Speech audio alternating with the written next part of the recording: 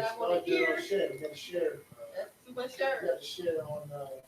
We got to share on Zoom. Zoom.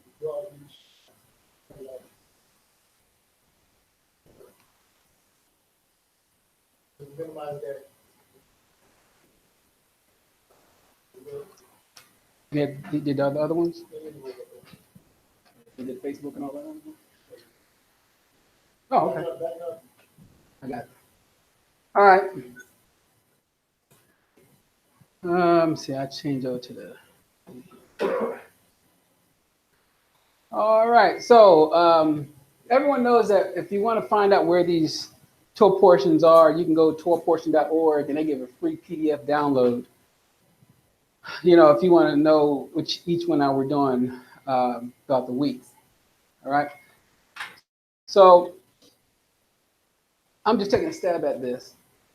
I think everyone read this week's Torah portion. Huh? No? Okay. Here's what we're going to find out in just a minute. So when we look at Devarim or Deuteronomy chapter 1, verse 1, I guess I'll bring this over here for right now. All right. So we're reading in the English. We're going to read it in the Hebrew, then I got some things underlined for a reason. All right. So first in the English, we all can read that together, right? All right. So these be the words which Moshe spoke unto Israel on the side of the Jordan in the wilderness in the plain over against the Red Sea between Haran and Tophel and Laban and Hazarot and Dizahai. All right. So in the Hebrew here, we're going to read all the way up to wilderness. All right. So y'all ready for this here? Okay. We start with these. Ele. Okay. So Ele ha Devarim, which is our portion right here. Okay. Asher Diber Moshe El Chol or Chol Yashral or Israel Be'eber. Come on, Ha Yardan or Dane, which is the Jordan. Okay, and Bemidbar. Okay, we got all the way up to wilderness. Okay, so we got all of this. Stop there. Now we're at Barba, Mosuth, Bain, Paran, Ubain, Tophel. Come on. Laban, Waka. Oh, okay. Oh, too much water? Okay. Kasarot, then Wadi Zahab. Okay. Now, why do you think I have certain ones underlined here? Okay. So I want to show it to you in the next slide. So this is the same one. It's just more so you can see in its interlinear, right? And so everything you just read is right here. And I want you to see something. Now, I'll do it from the Hebrew up top, and I'll come down to the bottom so we can see what we're reading. So this right here says Ele, right? Which means these, okay? And then it's Hadebarim, right? Are is implied are the words. Then Asher, right? Which is right here, that. And then it says Diber Moshe, right? Moshe spoke. What did he do? El Chol Israel, or Yashra, right? To all of Israel. So all this is fine. Then it has what? Be'yaber, right? Now this is on this side, but or beyond, and then Hayardain, or the Jordan. Now let's look at what it says here. What does it say here? Okay, so we'll go right here. Because we didn't do this one right. Okay, I got you. So they did Bemidbar, right? In the wilderness. And then here's the first one that we highlighted. What does that say? Be'ar Rabah, right? So after you got in the wilderness, it says in the Arabah, but in the King James, it has in the plain. Okay? So anyway, and then has Mulsuf, right? Now in the King James, it has Red Sea, right? But we don't have that here, right? Then you have Bain Paran, right? So here on the King James, it didn't have, it has between once, and then it starts going into and. But however, you're going to see it quite a few times. So it says Bain Paran, Ubain Tofel. So you see and between Tofel, right? And then it has well, Laban, and then Wa Chatzerot, right? And Laban and Chatzerot, and then right here is Di Zahav, right? So just a little bit different. So if you look at this here, the ones that are highlighted, this right here will have between here, right? And you have Suf here, and then you'll have, what was here? Arba. Okay. Anyway, just saying it's a little bit different from the King James. I just want you guys to pay attention to that. We'll do more of that later on. All right. So, what is faith?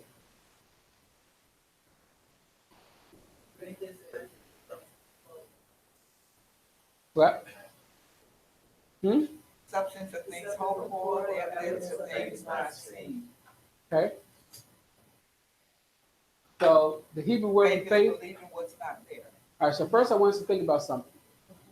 When you hear the word faith, to typically somebody, what are they saying? They believe. I believe Yahuah exists. Right. I have faith. I believe.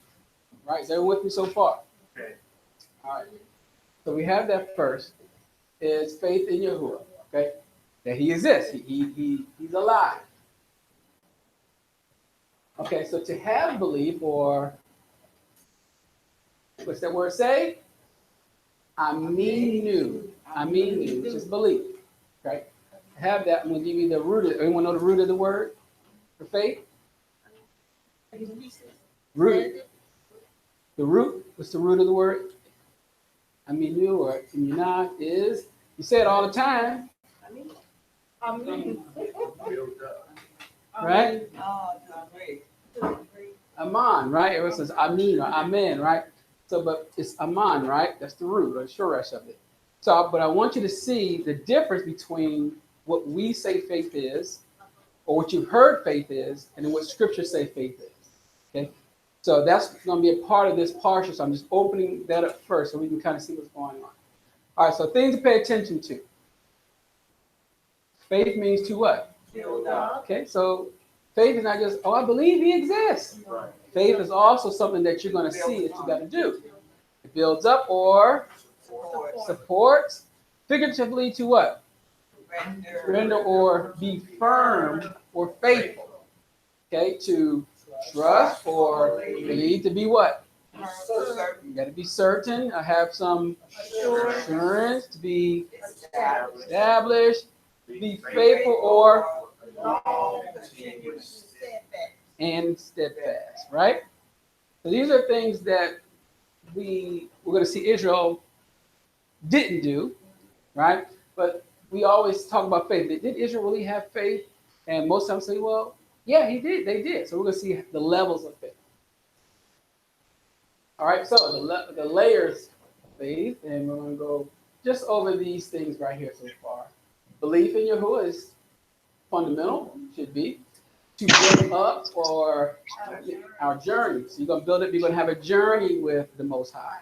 Okay, you're supposed to, anyway, have this journey. And this journey got to be a personal journey. Sometimes our journey is contingent on our other brothers and sisters. This journey has to be something within you. So also faith deals with to support, to be steadfast, to trust. And what are you trusting in? His word. Okay, so his word is the foundation and the building blocks to everything. To everything. So that means there's a lot of reprogramming and formatting our minds and our hearts to get to this level. Okay, that's what we're going to see. Then earlier I heard this. Now, faith is the substance or the foundation. That's what I say. Look up these words. Faith is substance or it's a foundation of things hoped for, an evidence or what? A conviction or proof of things. And the word things is deeds or actions not seen. Don't do everything you do has to be seen. Okay? So is everyone with me so far? So we won't talk about this until we really get into the Greek CashApp. But just understand that's a fundamental principle. So what are some stumbling blocks of faith?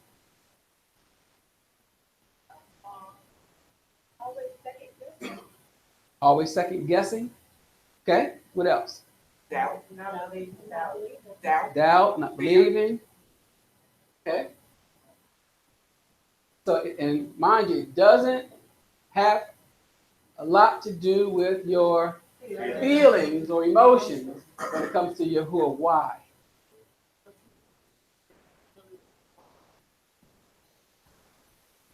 These things are not stable. They're not stable. It's how you feel, right? It's not stable. All right, so emotional faith. What is emotional faith? Hey! Huh? Emotional faith. He just expressed it. Okay? When it feels If I ain't good, got no faith, I can feel sometimes. yeah. Oh, He's I awesome, can right? just wave my hand. So you got your emotional faith that goes way up here, and there's a crash. Okay? Emotional faith. I don't know what to say. I'm so low I can't. Yeah. So, help me, please. Everything is all off your emotional faith. Oh, Father, where are you? Don't you see me? Okay? Versus strong faith. Now, what is strong faith? Something that's steady, unwavering. Consistent. It needs to have roots. Your faith has to have some roots. Okay? So again, think about this here. It says, Deborah 29:18. When we get there, we'll talk about it. Beware, lest there be among you a man or a woman or a clan or a tribe whose heart is turning away today from you who are Elohim to go and serve the Elohim of those nations. Beware, lest there be what? Among you? A root bearing poisonous and bitter fruit. Okay? So the root has to be strong. So understand who that root is, right? So I put on here, this Elohim can be mankind, a malach or a messenger coming called an angel, demons, spirits. Some say, oh, I don't entertain that. How do you know you don't entertain that? Huh? How do you know you don't entertain that? This thing can start talking to you, and you're thinking you're getting good fruit. You think your faith is strong, but the root of it is very poisonous. And you're going to produce bitter fruit, especially when it don't go your way. All right? So everyone's with me so far? All right. So examples of faith or belief. So in Shemot or Exodus 17:10, it says, so Yahuah Joshua did as Moses had said to him and fought with the Amalekites. And Moses, Aaron, and Hur went up to the top of the hill. Everyone remember the story? Went over it, right? Great. And Yeshurun wanted me to add English to all the Hebrew areas. I tried my best to do that to help out on this reading here. And it came to pass when Moses held up his hand that Yeshurun or Israel prevailed. And when he let down his hand, the Amalekites prevailed. But Moses' hands were heavy. And they took a stone and put it under him. And he sat thereon, and Aaron and Hur stayed up his hands, the one on the one side, the other on the other side, and his hands were steady. And there's that word is amunah, right? Until the going down of the sun. And that word, that amunah, means faith, steadfast, steady, balanced, firm, unwavering. Okay, that has to be your faith. Okay, and if you're new or just getting started, I don't suggest you jump all over YouTube and getting a whole bunch of authors and mores, and I don't suggest you go to other people and try to figure out this. And you got to get your foundation first. Okay. Everyone's familiar with this. James 2:4 says, "What does it profit, my brethren, though a man says he has faith and have not works? Can faith save him?" Right? So, can faith save him? No, right? The answer is just no. Okay, so then you say, even so, faith, if it has not works, is dead, being alone, right? So again, there's faith without works is dead, but you also got to see work with no faith. It's going to be the same way. We'll see in a minute. He says, "Yea, a man may say, you have faith, and I have works. Show me your faith without your works, and I will show you my faith by my work." Okay, so what does works mean? We'll see in just a minute. You believe that there is one Elohim. You do well. The devils or demons also believe and tremble. But will you know, O vain man, that faith without works is dead? A lot of times we just homing it on the faith, right? So it says, "For as the body without the spirit is dead," see how the parallel, spirit dead, so faith, spirit, without works is dead. Okay? They both go together. Now, works or works of the law. What are works of the law? Commandment? That's the Pharisee. Something like the commandment or? Pharisaic commandments.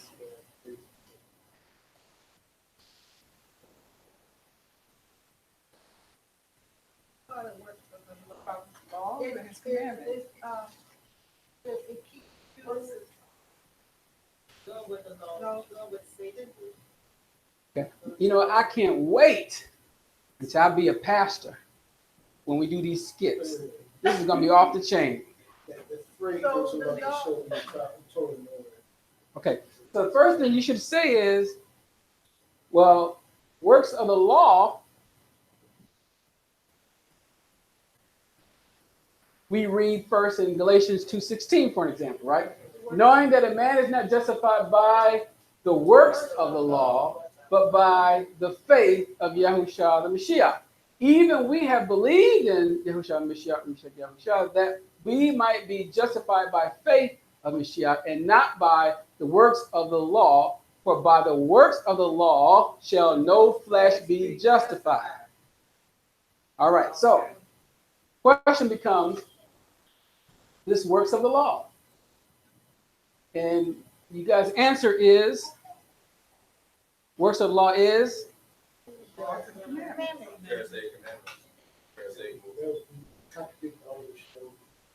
All right. According to Martin Luther, a Protestant, 16th century, so this is talking about the good works of the law of Elohim.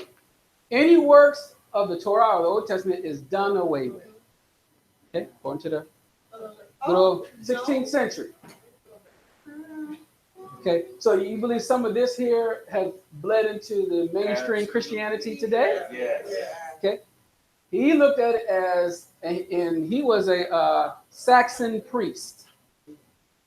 He could stand the Jews, as he would say, or the Yehudi. He said anyway. I don't want to get too much history here.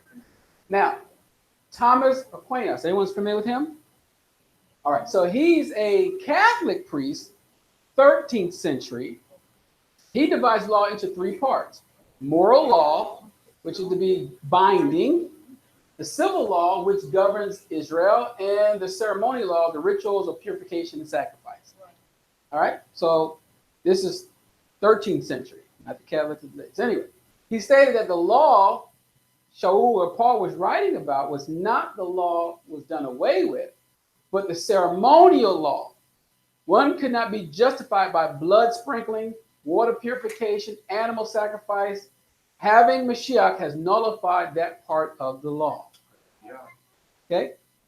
So you see there's a difference as now centuries go, things start to change, especially when you start hearing laws, you like, wait a minute, you're trying to restrict me from doing something? I'm a grown man or a grown woman, or I can do what I want to do, right? All right, still not thinking you're still the children of Israel. All right, anyway. So 4QMMT and its significance. So 4 means the K4, Q means Qumran, and then the MMT, it's Iksat Ma'aseh Torah. Okay? So it is the epistle sent from Qumran community, or the Echad, the community, to the fair sect in Jerusalem. Okay, when we look up the phrase, the works of the law, okay, it only shows up 4 times. All 4 places are in the letters of Shaul, meaning when you look it up in the Brit Hadashah, common called New Testament, it's 4 times mentioned. Okay, you will not find it nowhere in the Tanakh. It's not even listed. So when we start saying it's in the law, you gotta ask yourself, what is works of the law? Where can I find it says this is works of the law? Okay, all right. So and Tanakh, I just gave you the abbreviation for it. Torah means law, Nevi'im prophets, and Ketuvim means writings. So it says, however, we do know this phrase was used in the Qumran community. So we only find it in writings of Shaul and in the Dead Sea Scrolls. Okay, so what might be the connection? Let's look. Okay, so this is it here. This is now we have written to you some of the works of the law, those which we determined would be beneficial for you and your people, because we have seen that you possess insight and knowledge of the law. Understand all these things and beseech him to set your counsel straight, and so keep you away from evil thoughts and the counsel of Belial. Then you shall rejoice at the end times when you find these essence of our words to be true. Then I got highlighted here, and it will be reckoned to you as righteousness. Have you ever heard that phrase before? Where? Or who? It will be reckoned unto you as righteousness. But right, so we want to say that if Shaul wrote this as well, right? So read that in a minute. And that you have done what is right and good before him, to your own benefit and to that of Israel. All right. Here it is in Romans 4:4 and verse 5. It says, now to him that works is the reward not reckoned as favor, but of debt. But to him that works not, but believes on him to justify the wicked and unrighteous, his faith is reckoned or counted for righteousness. Same thing you read in the Dead Sea Scrolls. Okay, so the word reckon or count is the same Greek word here, but it's also the same word used for QMMT as well. So works of the law. So if you look these works of the law up in the 4Q, you're going to see it means pouring water from one container to another, from a clean container to an unclean cup. That's one of the words is you shouldn't do that. You shouldn't pour something that's in a clean container into something that's an unclean container. We call that works of the law. Next one is bones and the animal skin. Okay, once you touch that, it makes you unclean. Dogs being allowed in Jerusalem since they eat unclean things. Can't be around the temple. That's works of the law. Using the wheat of the Gentiles. Now, the Gentiles don't do it the way the scriptures say do it. He's showing you some more works of them. The blind and the deaf are not allowed to be in the temple. Okay, so notice that Mashiach was doing what he was doing during this time, healing the blind. So when we really get into the parallels of what's happening between Qumran and in first century dealing with the Mashiach, you're going to see a lot of stuff dealing with the cup. We're going to talk about the unclean cup. All this thing you're going to see, well, there's a lot of sayings that's in the Dead Sea Scrolls that's also in the Brit Hadashah, commonly called the New Testament. You're going to see a lot of those things. We're not going to go there today, but here's the deal. Things that are not called works of the law. The word of Elohim, the 10 words, the 10 commandments, commonly called, right? The covenant, vows, and agreements. dietary law, feast days, good works. None of this is called works of the law. So when you ask somebody what is works of the law, they should be able to show you somewhere where inside the Torah or the Tanakh, somewhere, this is called works of the law, right? So yes, the Pharisees, they created works of the law, and you'll see a lot of their doctrine also inside of what they wrote back in this day. All right, so how are we doing so far? Did I go too fast? All right. All right, so it says, so then faith comes by hearing, and hearing what? Okay, so hearing the word of Elohim, right? Word of Elohim has all of these things in it. So how can he say that the works of law is one thing, but then he comes over here and he says this in Romans 10:17, because he's not talking about the Father's instructions. His Torah is his instructions. So that's what I'm saying. He's not contradicting himself. It's knowing what information he's using. You know, are these works of the law that Qumran, for example, had, did that spread to the Pharisees and then to the Sanhedrin, and then they wound up commanding everybody to do these things, right? And if that's what they did, then Shaul goes to places where they're operating and practicing these things, because he was also there as well. He's basically saying, well, that's not going to justify you at all. He's trying to show you that it's Mashiach, but you got to do the Mashiach with the word of Elohim. Okay? So everyone with me so far? All right. So this week's Parsha will be centered around two main stories that will help us understand faith. Okay, so normally when we read Devarim or the words, we see this as a retelling of the stories of the last 3 or 4 books of the Torah or the instructions. You might hear that this is a summary book for all other books. Okay, this actually is not really a retelling more than it is a strengthening to the next generations and showing them how to grow from their mistakes. So every year we say, well, you know, all of this seems like it's just summarizing everything. But understand in their time, that first generation dies out. Now he has to say these things to the next generation, but we're going to figure out, why does he have to say this to the next generation? There's a reason for that. Okay, so what are the two stories in this Parsha? Y'all, because y'all read it, so you know what the two main stories are.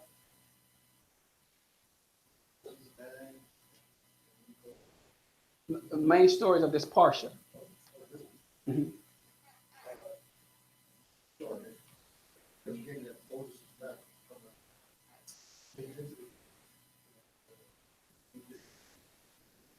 Okay.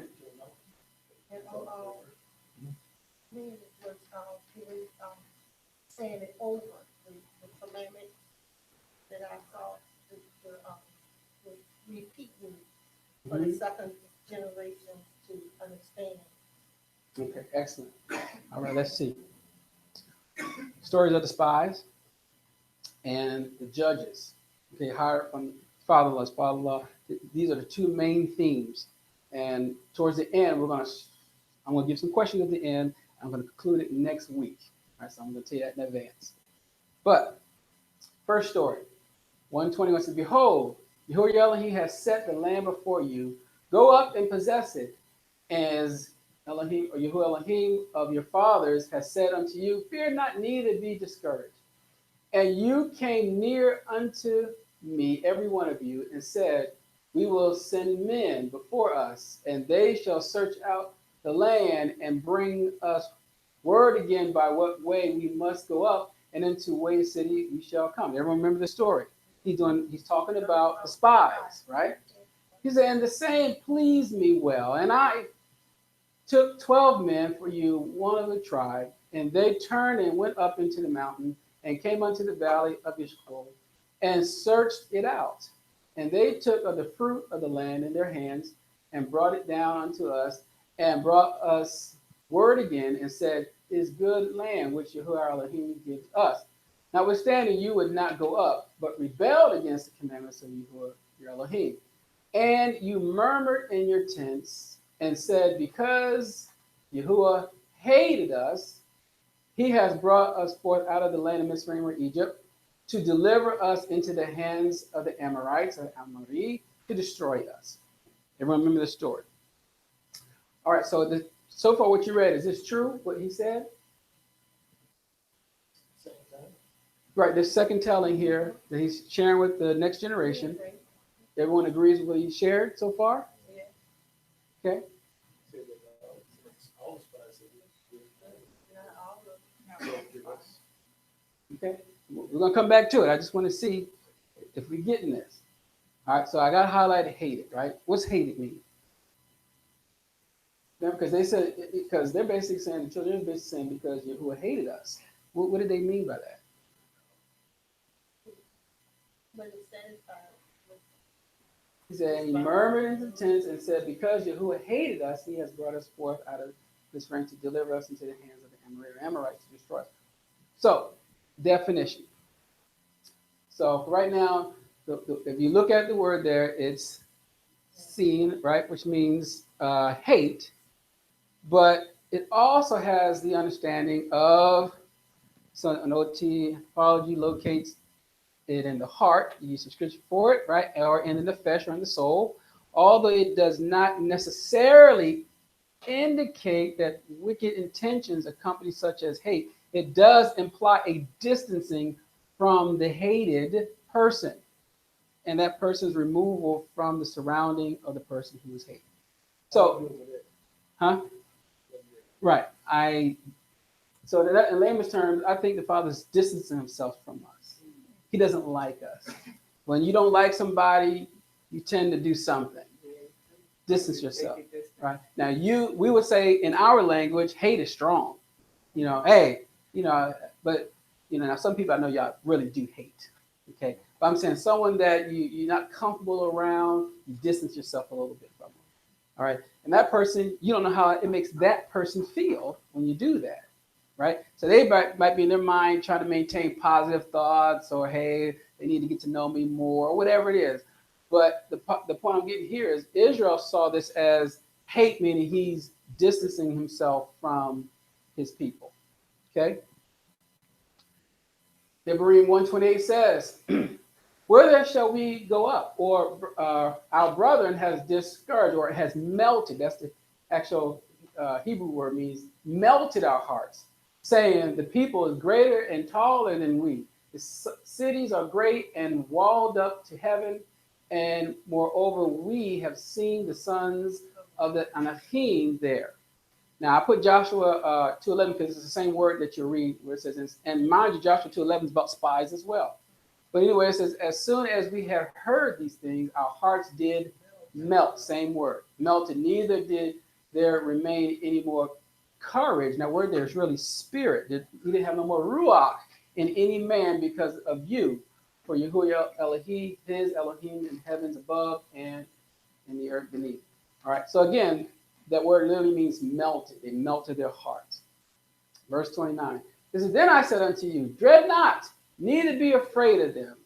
Yahuah Elohim, which goes before you, he shall fight for you according to all that he did for you in Mitzrayim, Egypt, before your eyes, and in the wilderness, where you have seen how that Yahuah Elohim bare you, as a man does bear his son, and all the way that you went until you came into this place.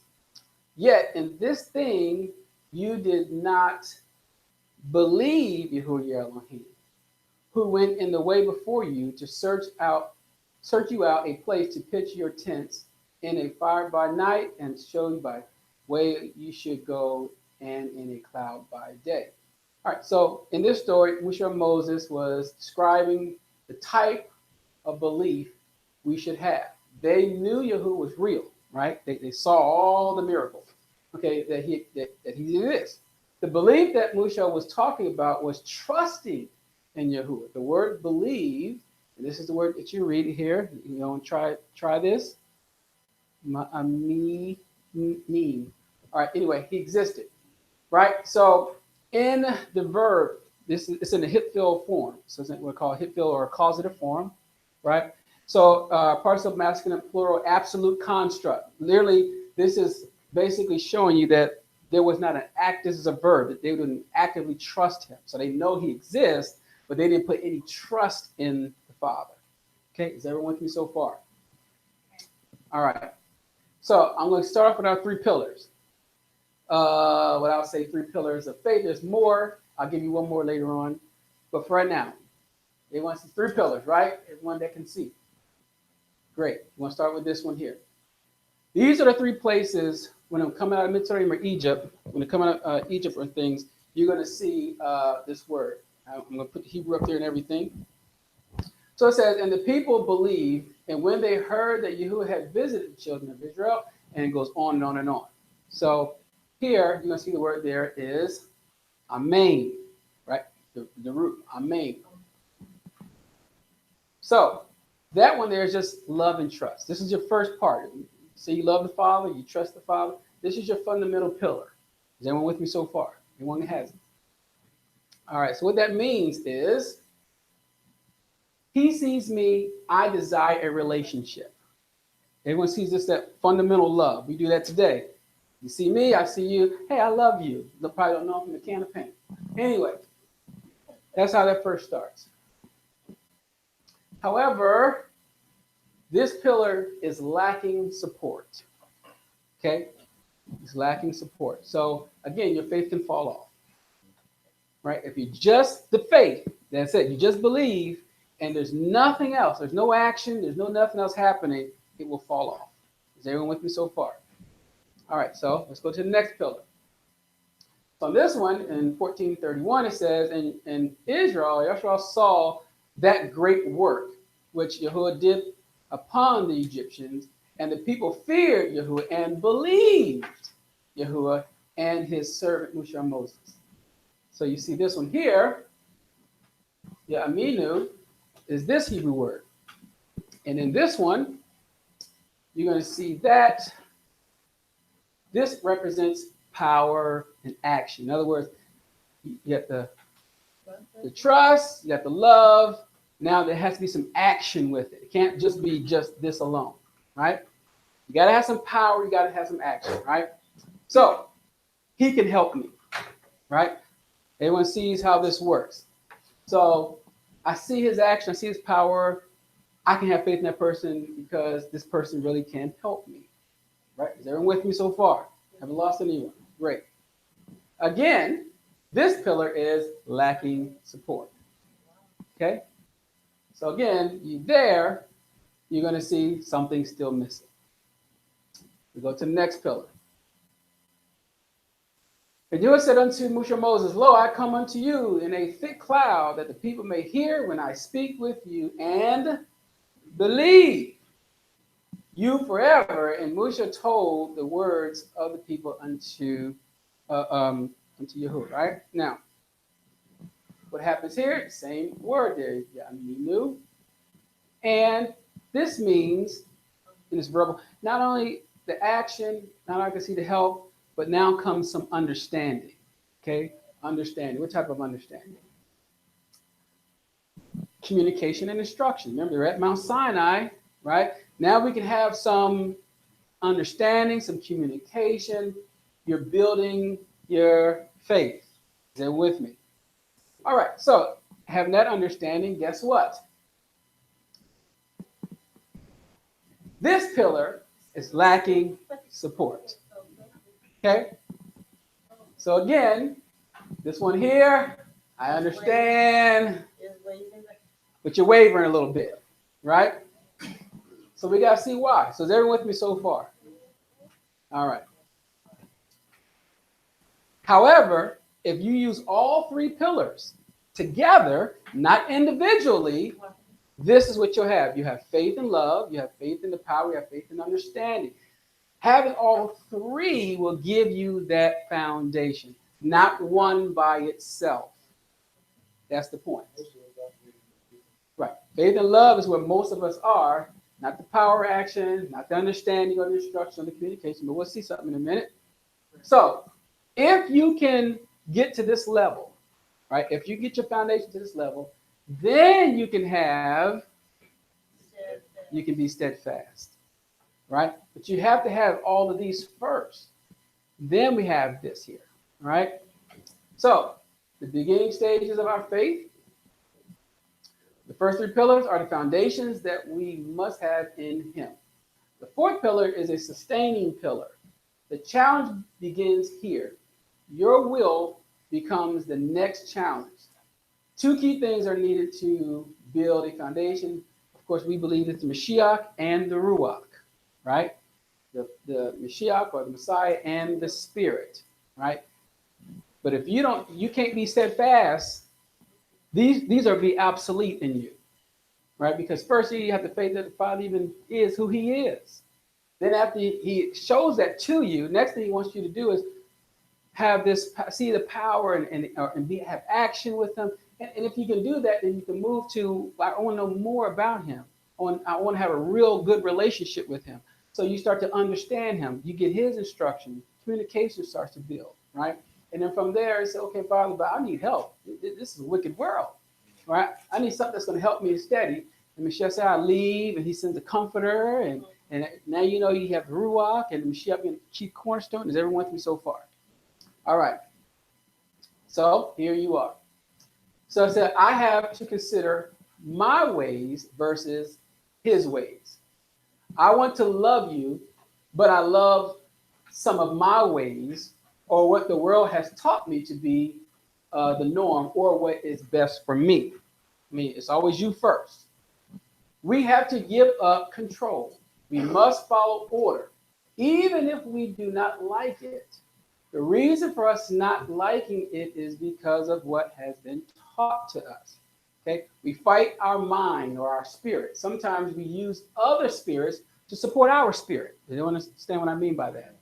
Okay, we reject his spirit when we do this, right? So what do I mean by sometimes we use other spirits to support our spirit? What does that mean? Something that we really want. Mm-hmm.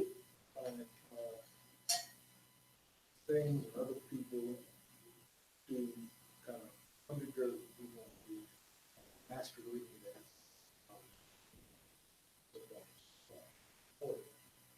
but I actually look for something. Okay. You can say that. Yeah, it's bad. So now I'm operating in yourself. Okay. Okay. So again, you got to consider your ways first. Is your ways aligning with his way? If it's not, and you're trying to figure out why is he not hearing me? Why is this? Why is it? Which I put on here, like think about this way. So what will the lack of faith do to you mentally and spiritually? Right? And what will you guys tell me?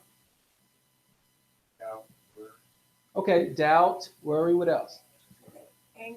Anger. Here. Okay.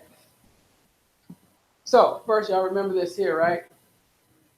Complaining start to happen. All this stuff will happen, right? But here we go. We'll go over these 12.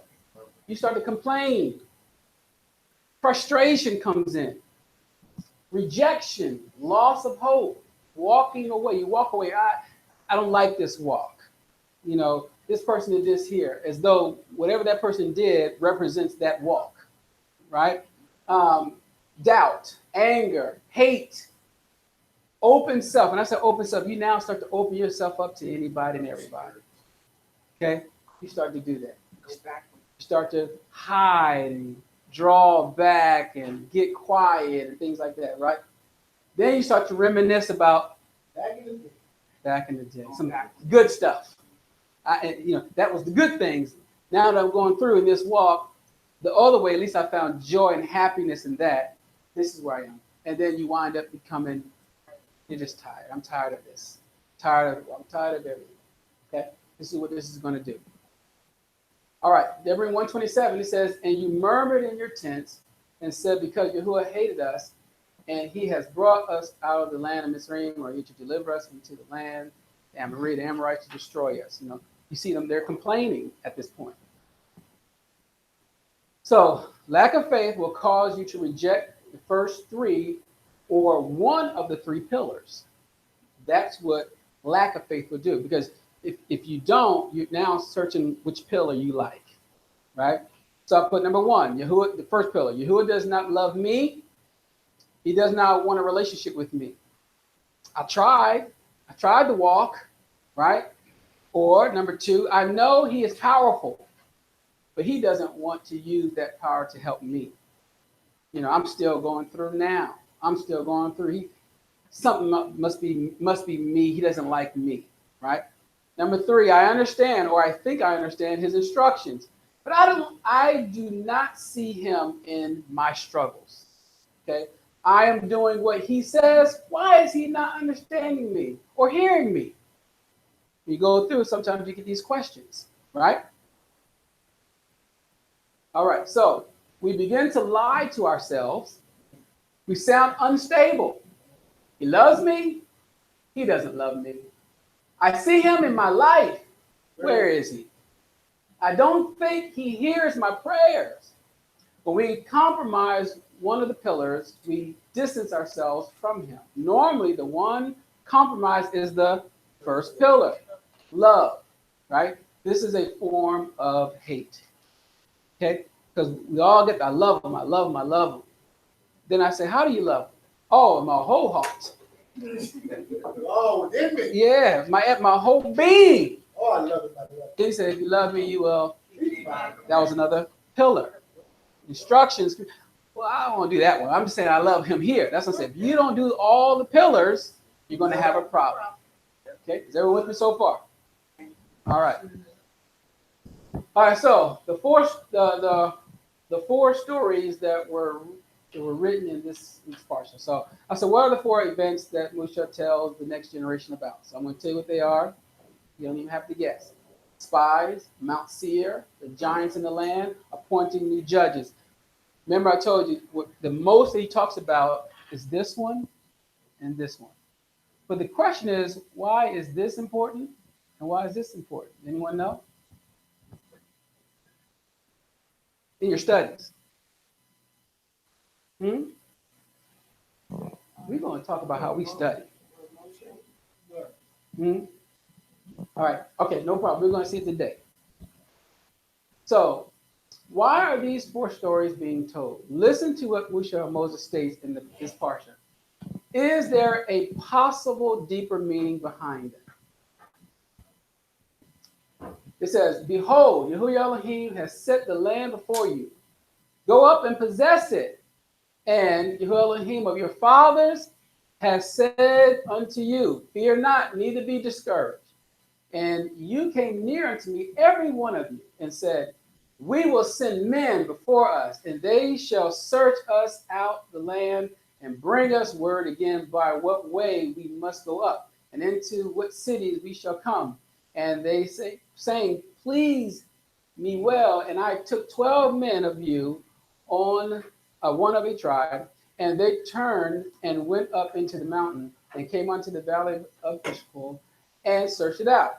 And they took of the fruit of the land in their hands and brought it down unto us and brought us word again and said, it is good land which Yahuah Elohim does give us.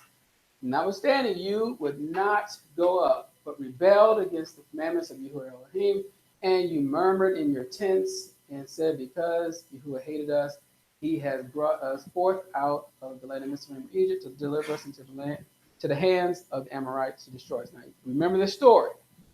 Keep this in mind. Whither shall we go? Now, I want you to hear this part. Whither shall we go? Our brother has discouraged our hearts, saying, the people is greater and taller than we. The cities are great and walled up to heaven. And moreover, we have seen the sons of the Anakim there. And then it says, a highlight, then I said unto you, dread not, neither be afraid of them. Yahuah Elohim, which goes before you, he shall fight for you according to all that he did for you in Mitzrayim before your eyes and in the wilderness, where you have seen how that Yahuah Elohim bears you as a man does bear his son, and all the way that you went until you came into this place. Now, why did Moses say, then I said unto you? I thought Moses was silent. Why did he say, then I said unto you? Now, keep in mind, hear what he said now. Remember back in Numbers when this took place. And Moshe and Aaron fell on their faces before all the assembly of the congregation of the children of Israel. And Yahushua or Joshua, the son of Nun, and Caleb, and the son of Yephannah, which were of them that searched the land. Listen to what they said. Right there close. This is what he said. Now, who was saying this? And they spoke. Who are they?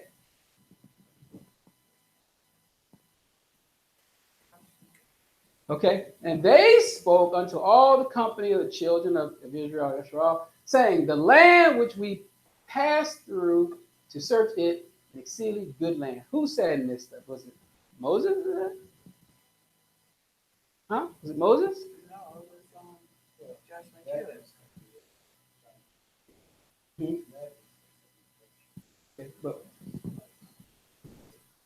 Okay, but this is a retelling of this story. Right? This is a retelling of this story. When did Moses say that? All right, so first question. We'll keep going.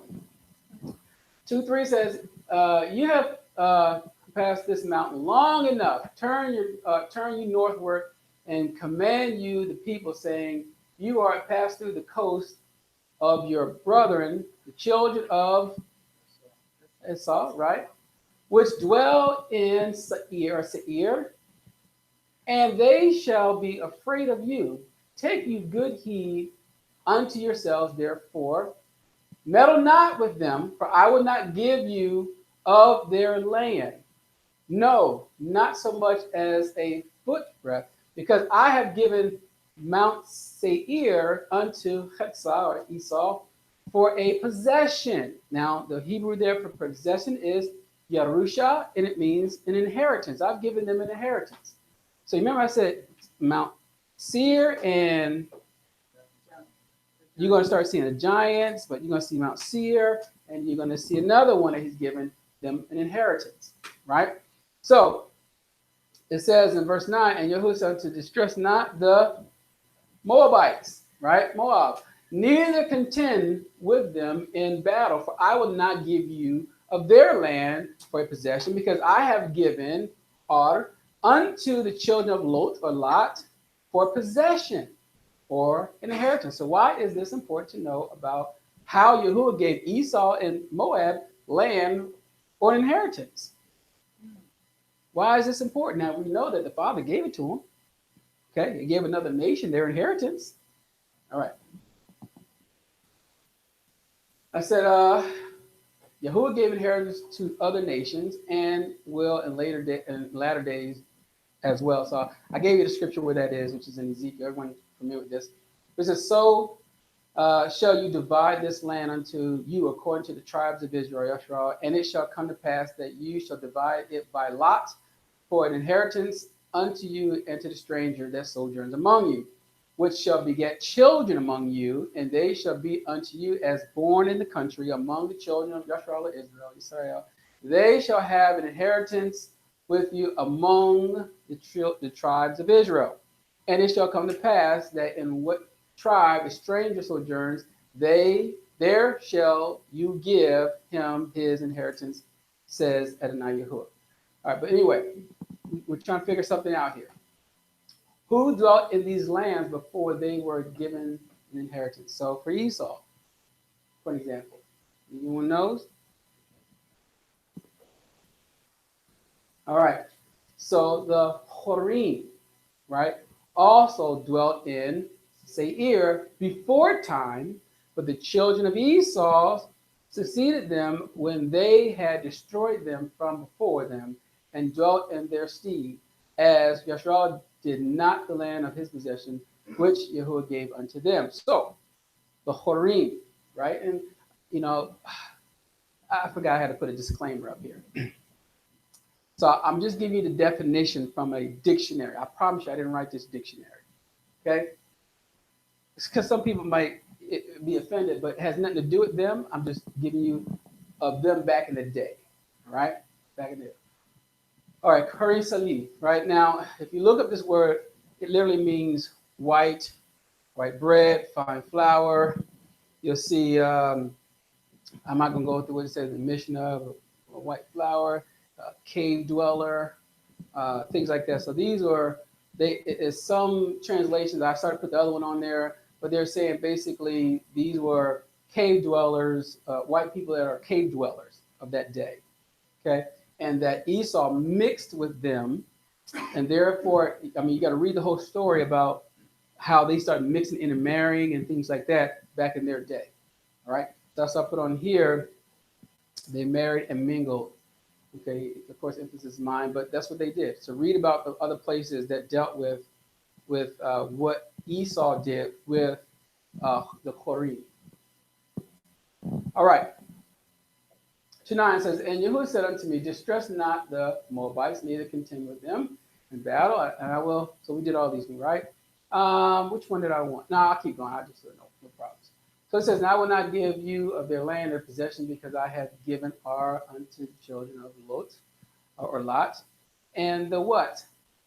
The Emim dwelt therein in times past, a people great and many and tall as the Anakim.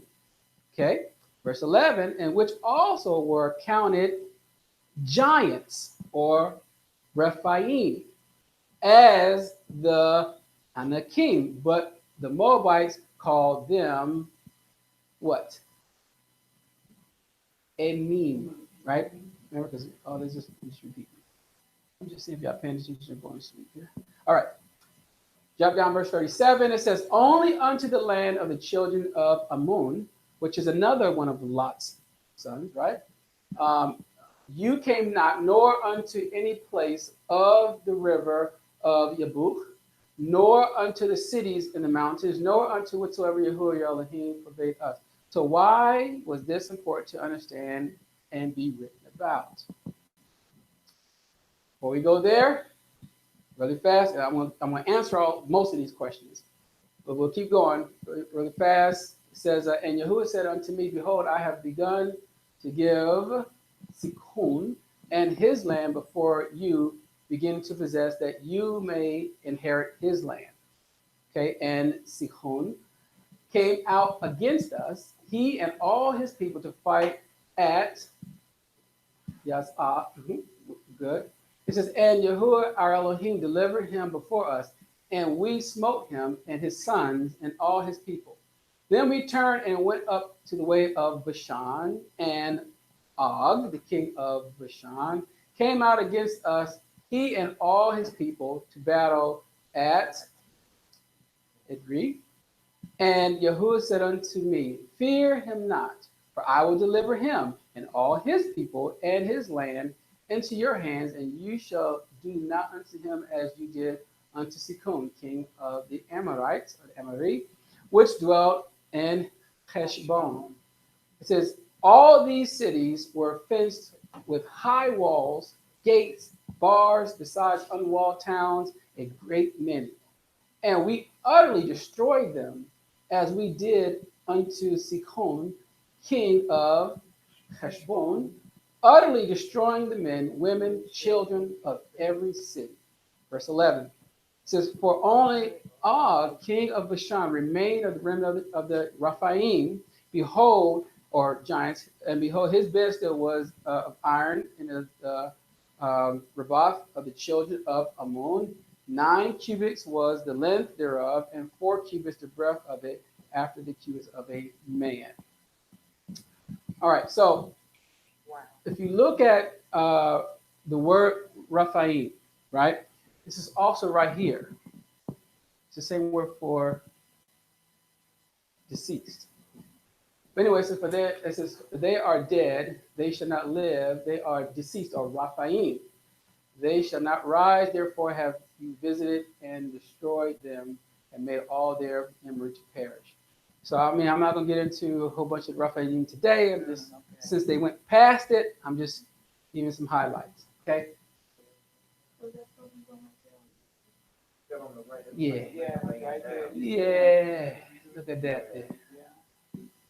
Look at Gadar. Oh. And okay, I got you. Oh, I got. Yeah, up in. So I have a whole map of all those places. of the places just in Iraq and Iran, going all the way up to Damascus. Right? But that's one. Some other places. But again, so to compare this story with the first generation, notice both accounts talked about giants being in the land. So the whole point of Moses talking about these giants in the land and how their hearts melted, if you will, their forefathers or their parents melted. He has to tell this story because they're about to go in the same place that their fathers were supposed to go, but they couldn't go because they didn't have faith or belief.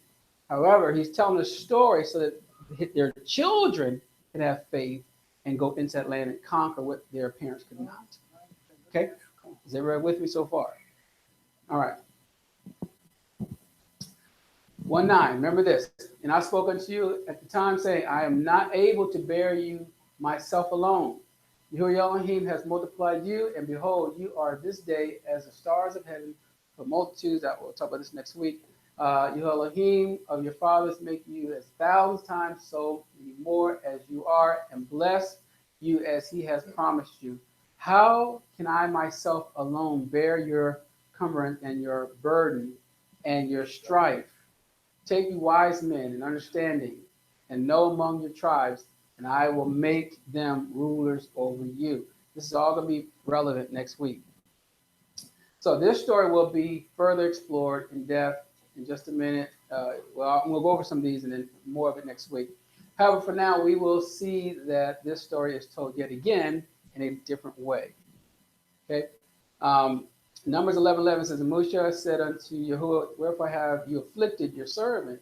And wherefore have I not found favor in your sight, that you lay burden of all the people upon me?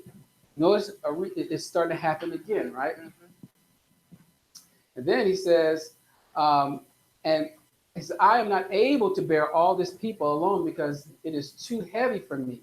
And if you deal thus with me, kill me, I pray you, out of the hands, if I have found favor in your sight, and let me not see my wretchedness. All right. And you said unto Moshe, gather unto me 70 men of the elders of Israel, Yasharal, whom you know to be the elders of the people, and officers over them, and bring them unto the tabernacle of the congregation, that they may stand there with you. And I will come down and talk with you there, and I will take of the Ruach, of the Spirit, which is upon you, and will put it upon them, and they will bear the burdens of the people with you, and you bear it not yourself alone. Remember, this is going to be relevant next week. So the point of this speech was because they were about to go to battle. Remember, Yahuah was fighting for Israel. Now, the way in which he was fighting for Israel is about to change. He will be allowing them to mature and start doing things on their own. So what is interesting is once he releases himself from being directly involved with them, Yahuah sends a Malach to protect Israel. So remember, he's going to do this all until they get to the land. And then after that, for an example, if he gave the Moabites, the Ammonites, Esau all possession, right? Notice no one could take it from them. Are we still saying Yahuah was just sitting there with them and making sure nobody comes and take the land? So there has to be, they're able to fight, but what's making them win? The law that the king will help them. Okay, so but once they got into the land, so let's say Esau got into land, Ammon got into land, everyone gets into the land, they're good. What's keeping them in that land for hundreds of years? Obedience. Could it be their belief? Their faith, Okay. the four pillars. Oh my goodness. All right. So we'll talk about that again. Right. So I'll give you an example. I'll give you a hint. So you remember it says Yahuah sent them to protect Israel, right? Right. All right. Remember this in Daniel 12:1. It says, and at the time, Michael stands up, the great prince, which stands for the children of your people, and there shall be a time of trouble such as never was since there was a nation, even to the same time. And at that time, your people shall be delivered, every one that shall be found written in the book. again, we talked about this, but I may go into this a little bit more. Sounds like I should. But what is Mikael for? He stands for his people, right? Okay. Do you think that he could have put some Malachims over each governing nation? Okay. All right. So, right. That's what I said. Hmm? Actually, I said you put him out as king. Right. But did you hear everything else that was said? That's what I said. Some things is we really have to talk about. So bare bones minimum, could this be one? But what's the other things that took place? All right. So the purpose for the retelling, if you will, of what the parents did was to encourage this generation. He wanted to promote faith and courage in Israel. The story of the spies was to show the mistakes of their parents or what their parents have done, how the murmuring caused the people to fall in unbelief, as it says in Hebrews chapter 3.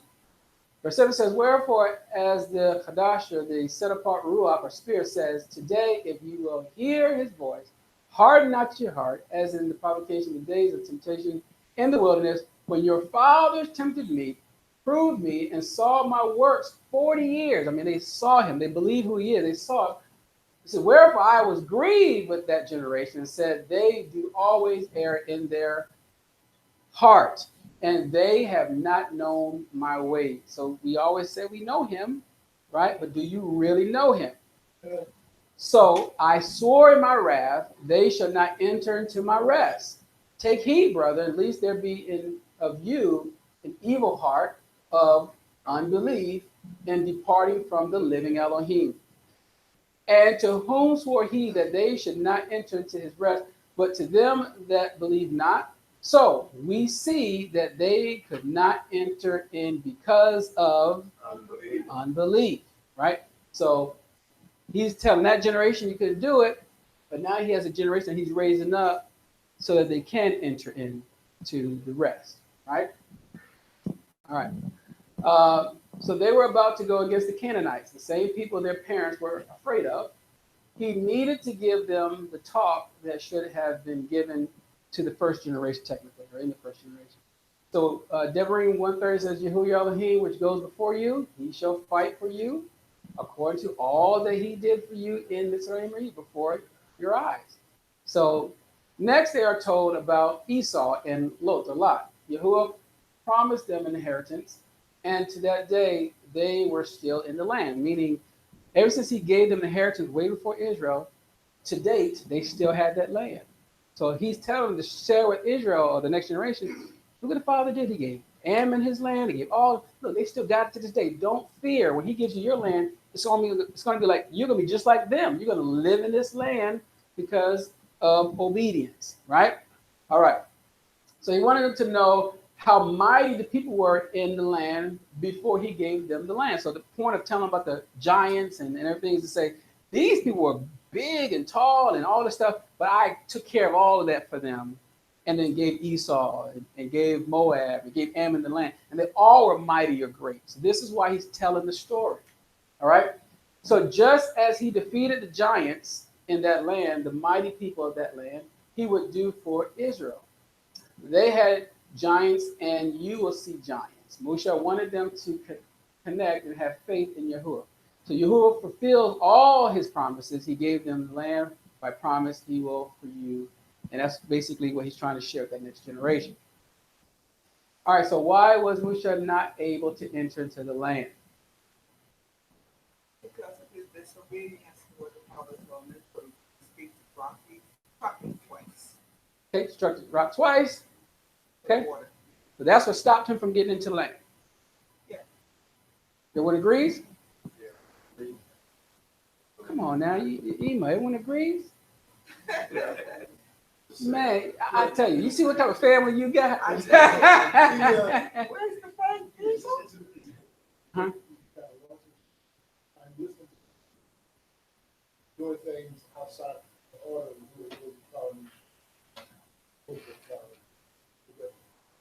Okay. All right, so it says Yahuah was angry with me. This is this week's Parsha. He said, Yahuah was angry with me for your sakes, saying, you also have not, you shall not go up in here, right?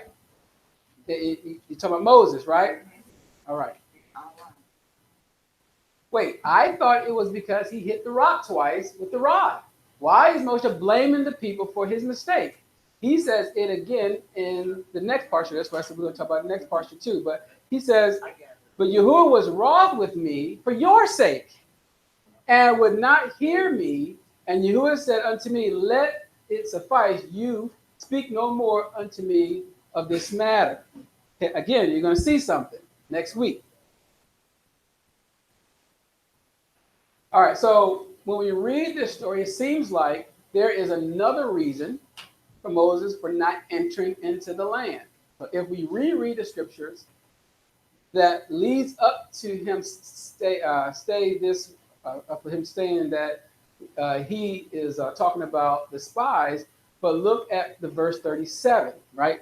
I want everyone to see that in verse 37, what happens. So verse 35 says, surely there shall not one of these men of this evil generation see the good land which I swore to give unto your fathers. Now, when was this? Was this during the time of the rock? During the time of the what? Spies. Keep this in mind. So none of them are going to see that, right? Everyone sees me. All right. Then he says, saith what? Caleb and Yephuneh, he shall see it, and to him will I give the land that he has trodden upon, and to his children, because he has wholly fought Yahuah. But listen, it says Gam, but also, right? Also, Yahuah was angry with me. Also means what? It's continuing from this. So also, Yahuah was angry with me for your sake, saying, you also should not go in. What does that mean now? This is before the rock? Yeah. Huh? I want to know. Now I see why they're not trying to stick with you. I see what's happening now. They said, I'm not raising my hand. I'm not agreeing with her. But last week, they would agree with you all wholeheartedly. All right. So something seems to be going on here, right? All right. So I will conclude this next week. All right. So we're going to see what happened and why then hitting the rock. Then he says, now you're not going to land. I thought you're not going in just because of this. Does anyone have the answer to this? It's a continuous open. Okay. All right, questions for next week's Parsha. Why would Moshe and Moses talk about the spies, then jump over a lot of events, the golden calf, Korach, manna, the water issues, to talk about the judges he elected from the advice of his father-in-law? Number two, why are these two stories connected in this Parsha? Why talk about the 11-day journey that took 40 years? Is there a connection between the spies and the judges? If so, what does this have to do with Moses not making it into the promised land? Okay? So these are your questions for next week. We're going to answer them next week. But I also want you to see that if there's something else, the reason why he didn't enter into the land, I want you all to see that there's a part that you're missing that's going to connect two things. Okay? So I won't tell you what that is until later. All right? We'll go over that next week for sure. All right. Yes, Charlotte? Any questions? All right. So, none on the screen? Okay, so those are the questions, and they will be answered next week. We'll get into greater detail about it. But again, we're going to see a couple of things that we need to consider about the reason why he couldn't enter in versus, I'll wait till next week. It's at the tip of my tongue. I just want to hold tight. All right, so if all hearts and minds is clear, we'll stand and close. All right, we'll have Malak or Malik To close us out.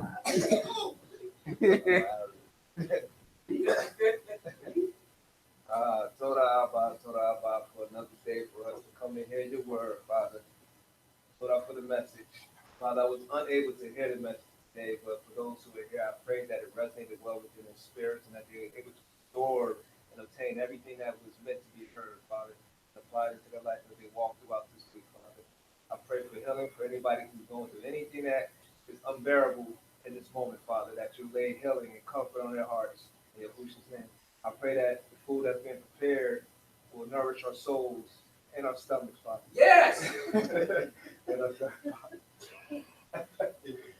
I just want to say Torah Abba for another gathering. Those who've been watching online as well, your son Yahush's name, I'm here. This thing happened. Yeah, so they didn't hold you up this time. Nah, man, I was able to swap out. So I know you're glad.